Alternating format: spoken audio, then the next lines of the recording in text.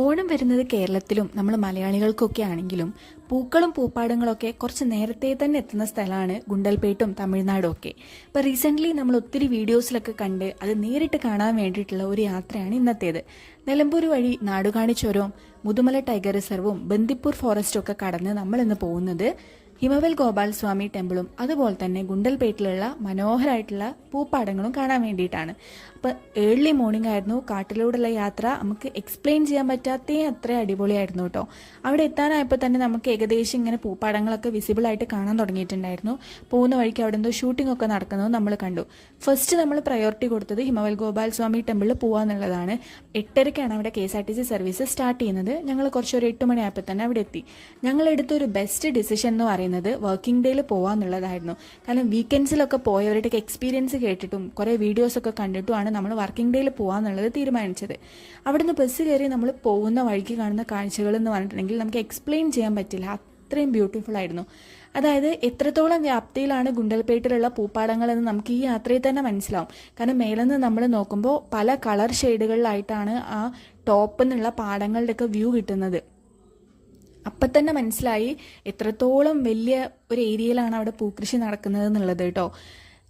ഇവിടേക്ക് എത്തിക്കഴിഞ്ഞിട്ടാണെങ്കിൽ പറയാണ്ടിരിക്കാൻ വയ്യ. താഴെയുള്ള ക്ലൈമറ്റേ അല്ല മേലെ എത്തിക്കഴിഞ്ഞപ്പം. ഭയങ്കര കോടയും മഞ്ഞും ഒന്നും ഇല്ലെങ്കിലും ഒരു മൂടിയ അന്തരീക്ഷമായിരുന്നു, ഭയങ്കര തണുത്ത കാറ്റായിരുന്നു.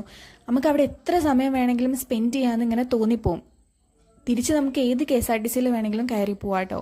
അതുകൊണ്ട് കുറച്ച് സമയം ഞങ്ങൾ അവിടെ ഇരുന്നു. അതിനകത്തൊരു ഗോപാൽ സ്വാമിയുടെ പ്രതിഷ്ഠയാണ്, അതായത് കൃഷ്ണൻ്റെ പ്രതിഷ്ഠയാണ് ഉള്ളത്. അപ്പോൾ അതിനകത്ത് കയറി ഞങ്ങൾ ജസ്റ്റ് പ്രാർത്ഥിച്ച് ഇറങ്ങി അവിടെ ഇരുന്ന് അതിൻ്റെ ചുറ്റുമുള്ള ഭാഗത്തൊക്കെ പോയിരുന്ന് കുറേ കാറ്റും നമുക്ക് ഫീൽ ചെയ്യും. നമ്മൾ ശ്വസിക്കുന്നത് ഭയങ്കരമായിട്ടുള്ള ഫ്രഷ് എയർ ആണെന്നുള്ളത് കേട്ടോ.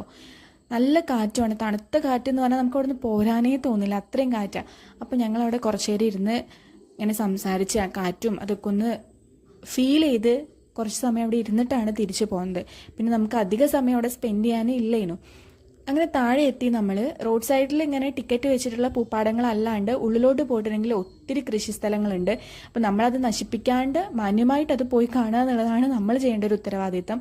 പിന്നെ ഞങ്ങൾ കുറച്ച് ലാസ്റ്റാണ് പോയത് എന്നുള്ളതുകൊണ്ട് തന്നെ സൂര്യകാന്തിയൊക്കെ ഏകദേശം തീർന്നിട്ടുണ്ടായിരുന്നു കേട്ടോ. എങ്കിലും അത് അടിപൊളിയായിരുന്നു. പിന്നെ പോരുന്ന സമയത്ത് നമ്മൾ കുറേ ആനക്കൂട്ടത്തെയും പിന്നെ ദേ ഈ ഒരു ആന ഒരു ലോറി ആയിട്ടുള്ള ഫൈറ്റൊക്കെ ഉണ്ടായിരുന്നു. നമുക്കെപ്പോഴും ഞാൻ ചിന്തിക്കാറുള്ളത് പുലിയൊക്കെ ആണെങ്കിൽ നമ്മൾ സേഫാണ് കാറിൻ്റെ ഉള്ളിൽ, പക്ഷേ ആന വന്നിട്ടുണ്ടെങ്കിൽ നമ്മൾ വണ്ടീൻ്റെ അകത്താണെങ്കിൽ നമുക്കൊരു സേഫ് അല്ലാത്ത ഫീലാണ്. എന്തായാലും പുള്ളി ഞങ്ങളെ വല്ലാണ്ട് ടെൻഷനൊന്നും അടുപ്പിച്ചില്ല, അവിടെ സൈഡിൽ മാറി നിന്ന് തന്നു കേട്ടോ. അപ്പോൾ ബന്ദിപ്പൂർ ഫോറസ്റ്റ് ഞങ്ങളെ ഒട്ടും നിരാശപ്പെടുത്തിയില്ല, കുറേ കാഴ്ചകൾ തന്നിട്ടുണ്ടായിരുന്നു. അതൊരു അടിപൊളി യാത്രയായിരുന്നു.